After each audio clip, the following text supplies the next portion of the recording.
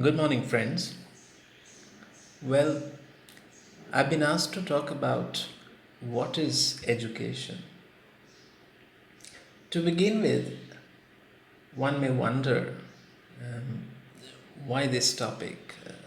Why are we talking about what is education? The question may come, do we not understand what is education actually? Well, as strange as it may sound, I would like to begin with some quotations, some thoughts offered by very eminent personalities across the world. And, once I read through the thoughts, we might wake up to this realization that, hold on, do we need to rethink on the idea of education? Well, the very first comment made by no less a personality than Albert Einstein. He, in one of his articles on education, his thoughts on education so many years back, he writes, and if we listen carefully, he writes, knowledge is dead. The schools, however, serves the living. It should develop in the young individuals those qualities and capabilities which are of value for the welfare of the commonwealth. It's quite interesting that Albert Einstein, uh, an eminent scientist, he thinks rather negative about the system of education that was prevalent in Europe in his days.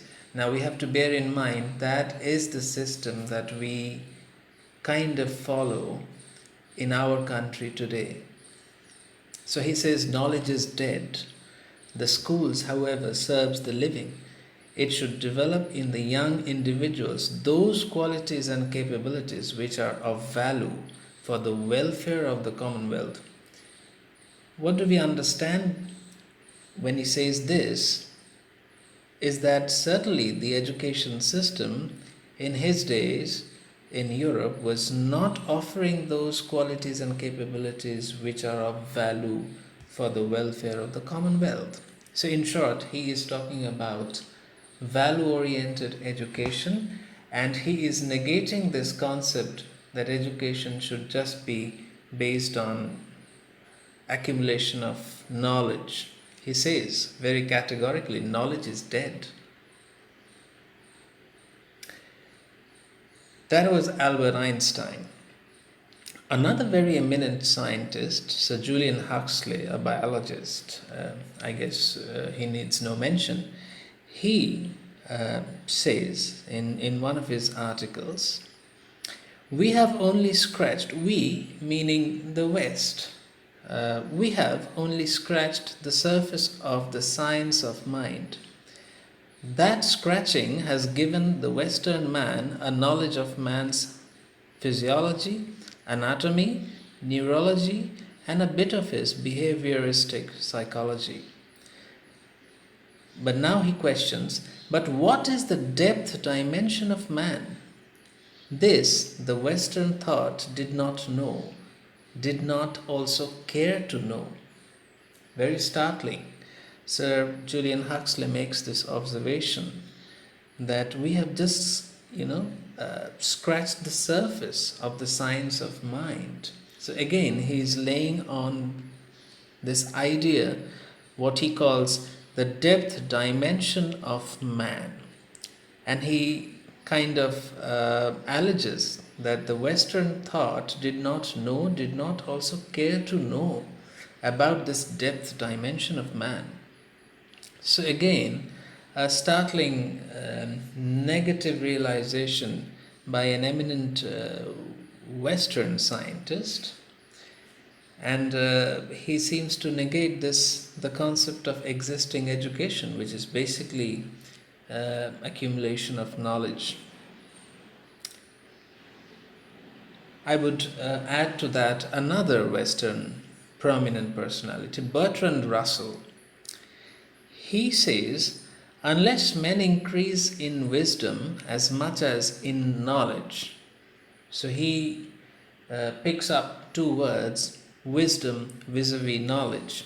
And he says, unless men increase in wisdom as much as in knowledge, increase of knowledge will be increase of sorrow. So here he stresses on the need of wisdom oriented education rather than knowledge based education. Very interesting. All three of these personalities, very eminent, but all three of them are from the Western world. Again, we have to remind ourselves that what we follow as our education system, our curriculum style, is basically a pattern, a style that we took from the West. Now, let's look at what Swami Vivekananda talks on education, his thoughts. He said, education is not the amount of information that is put into your brain and runs riot there undigested all your life. So again, he talks negative about this idea of accumulation of knowledge, facts and figures. He says education is not the amount of information that is put into your brain that runs riot there and digested all your life. What he basically means is that, in our schools we are given to learn facts, figures, amount of information, what he says.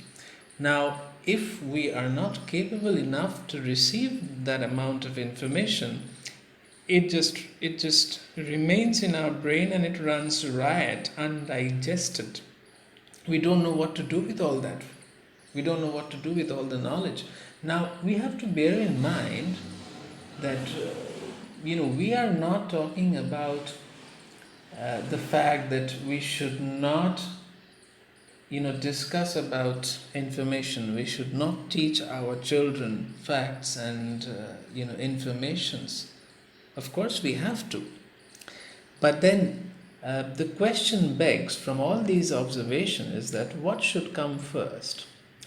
Should we first create that ability in our children so that that information does not run riot undigested in our brain? That is the question. So, again, if we follow what Swami Vivekananda has to offer on education, he very clearly says, we want that education by which character is formed. Now, a very clear stress on character building. So he says, we want that education by which character is formed, strength of mind is increased, the intellect is expanded, and by which one can stand on one's own feet. So he's not negating, one has to understand, he's not negating this fact that one has to stand on its own feet, and for that we need to accumulate certain facts and figures in our education, because that will give us some expertise on our chosen subject, which later on can become our career. But when he starts the sentence, he starts with character building. So he says that education, by education he means that the kind of process that can create characters or form characters, and then the strength of mind is increased, the intellect is expanded, and then comes this, that one can stand on one's own feet. So the priority is very clear. If we watch closely, he says that yes, standing on one's feet is important, but that should not be the priority of our education process. Unfortunately, friends, today our education has just become that. Our education has just become mere accumulation of information, accumulation of facts and figures based on which we pass our exams and we get our degrees and we are called educated. It's a very common occurrence, I believe most of you or maybe all of you would agree to this, that a child goes through all his or her years in the school from one class to the other, and then we find that whatever he or she had studied in, say, class 3 or 4, if you asked something from from those chapters when that child grows up to be in, say, class 7 or 8, he or she might say, well, I don't remember, that was in class 3 and now I am in class 7 or 8, so I have forgotten, I'll have to look back at it. Now, why does this happen? I think it happens because we are not stressing on the character building aspect. Now, what do we mean by character building?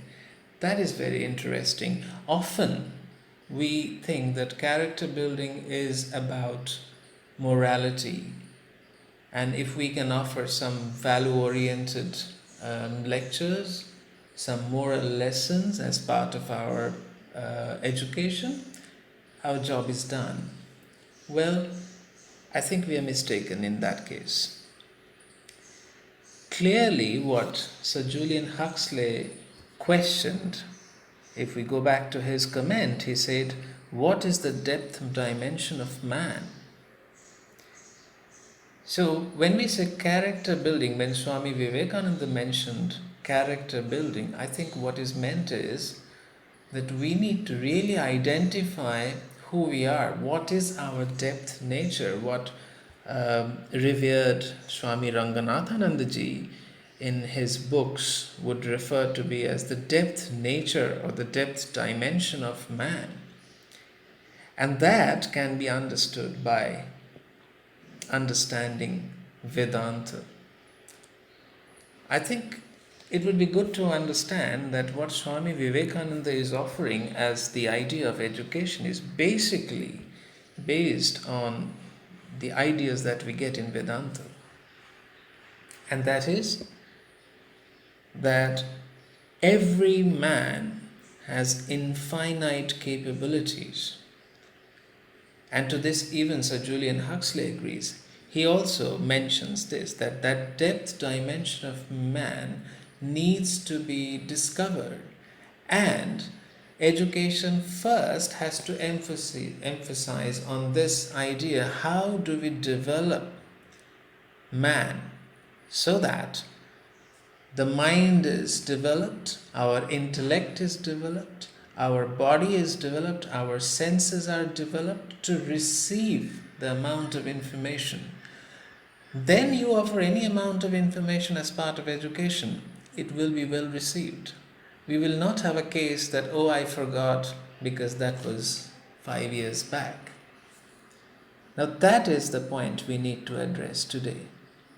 So when we talk about what is education, I think we need to really ponder deep and think that what is going on in the name of education, is that holistic, or do we need to find the true holistic way? So what we are saying is basically that education has to be or has to become a process which clearly emphasizes on the gathering of wisdom first, which is knowledge of the self. So every child goes through this process to realize the immense potential that he or she has. And once that is established, then we offer the knowledge of the world. If we borrow the Vedantic terms, it would basically mean that we have to prioritize Paravidya. That is something essentially India has to offer. This age old wisdom that our ancestors realized, that everything that comes under the ambit of education is science, but the sciences can be of two kinds. So what we understand by science is basically the physical sciences, what the Western world understands by the term science is the physical sciences. And that is exactly what Sir Julian Huxley points out when he says that we've just scratched the science of mind, which means the Western sciences have not gone into the depth as desired. But luckily and thankfully, in our own country, our ancestors, had actually scratched the depth. And they understood that there are higher sciences than the physical sciences. The physical sciences are there, but that's not all. Above and over the physical sciences, there's the other realm of the higher sciences, the spiritual science, Paravidya, followed by Aparavidya. Now that should be the order of progression in education. Now if that happens, what will happen? If we draw an analogy, a very simple analogy which we might all understand, let's think of ourselves as farmers. I have a piece of land where I have to grow my crop. Now, what should happen first? The preparation of the soil? Or we don't have to care about that and we can just get the best seed in the world, the best pesticides in the world, don't care about the soil preparation, don't toil hard, and because we have the best seeds available, the best pesticides available, the best technology available, we can grow the best crop anyway. Can that happen? Well, I really don't think so. However good the seeds are, whatever technology we have in hand, the basic fact remains the same, that the soil has to be prepared. Exactly the same in the case of education. Offering the knowledge of the world, facts and figures is fine, but we have to be ready to receive all that knowledge. So what has to be prioritized is that knowledge of self. So education has to become the process of progression. First, knowledge of self, know who we are, realize our potential, improve our capabilities, improve our physical capabilities, our mental capabilities, our intellectual capabilities. We are ready to receive all the knowledge of the world, and then let come the knowledge, information and facts and figures. If that happens, then we will have a case of students not forgetting what they learned. Now, a case in point, if we go back to Swamiji again, Swami Vivekananda, an incident happened in his own life. He was in Belur Math those days, and he would just grab a book, a difficult book to read, and then he would just, flip through the pages, and he will have read the whole book. And he was questioned that how is that possible? And he said, it is possible. Why was that possible in his case? Obviously, he was a developed mind, a developed intellect. So he wouldn't take a lot of time to, grasp the contents of the books that he would go through. Can that happen with us? Well, Vedanta says yes, it can, because we have potential, we have infinite capabilities. The science of infinite capabilities, that is within us. And if we can really work a way to improve our capabilities, then obviously later on, whatever we read through, however difficult the books are, we will understand, grasp quite easily. So, basically, if we now come to the point that what is holistic education, so surely we have come to a realization that what is going on is not perhaps holistic. It's part of the story. It's the latter part of the story which is actually now the full story. And hence, we find these problems with our existing education. So then what is the holistic model that we can offer? So in short, the holistic model would be knowledge of self first. That has to be the primary goal, followed by knowledge of the world, which is the secondary step of education. So first is know yourself. And knowing one's self is basically what is meant by character building. When Swami Vivekananda refers to the term character building, he means exactly this. So then what is character?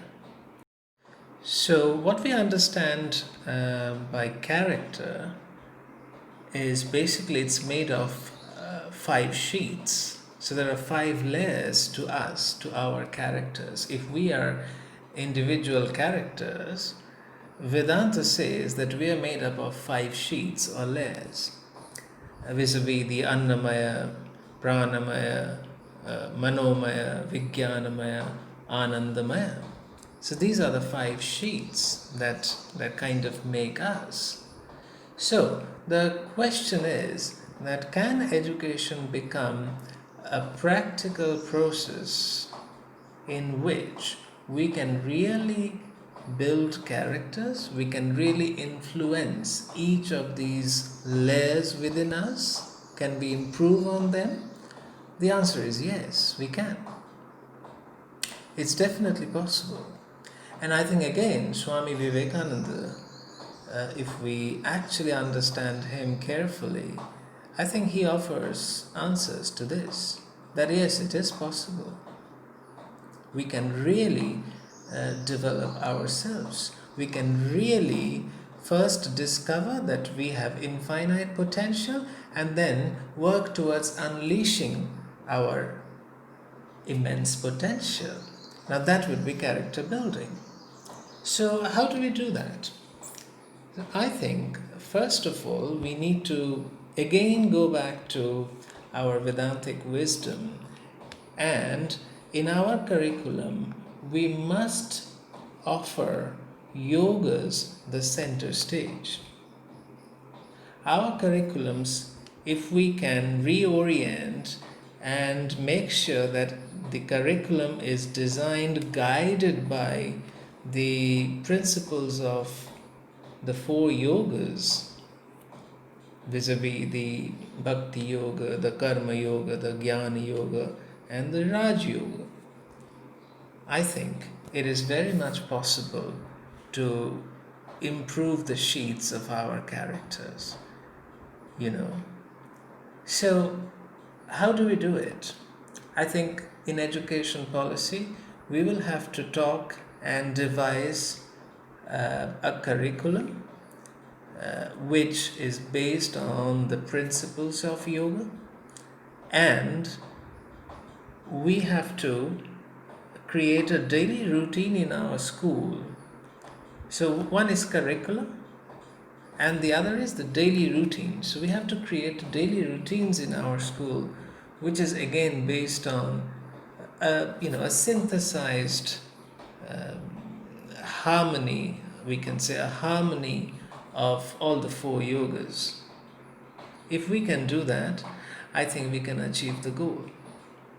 Now, how do we do it? Step by step, that is another lecture, because otherwise we will have to drag too long. But to the question whether it is possible, I really think that yes, it is possible. It definitely is possible. And Vedantic wisdom, if we can rest our faith in that, we can definitely scratch the depth dimension of man. And not only that, we can ensure that practically, within the ambit of our daily lives, our children in the future, they become developed characters. And then we offer them any amount of knowledge of the world, information, facts. They will welcome it, because they will be developed minds, developed bodies, developed intellects, and they will be ready to accept what we offer. So I think we have to lay our priorities straight. We have to ensure that education must become a process of first unleashing the wisdom that we have, realize ourselves, that great potential, the immense potential that we have within us, followed by knowledge, facts, figures. Again, to reiterate, no one is talking against this idea of education offering knowledge, facts, figures. That has to happen, but that cannot be the first thing. Education has to begin with the understanding that we are dealing with. If we go back to Albert Einstein, he says that knowledge is dead, but however, schools are dealing with living beings. Since we are dealing with living beings, once we beings we realize our full potential, then knowledge would be of use. Otherwise, knowledge will always be dead, and we will always have a system of education where a graduate will come to you and say, well, what we learnt in school, that was years back, I don't remember. Surely the purpose of education is not to remember what we learned. So if we are looking at half the story, we are really defeating the purpose. So for our own benefits, I think it is time to seriously ponder on our education system. The question we need to ask again, is it holistic, our way of education today? I think no, it's not. We are looking at part of the story. What is the full story? That has been explained, and I think we need to really sit down and ponder deep and work out a process which is practical, which can be applied universally, and we have to lay our faith in Vedanta, because that is time tested.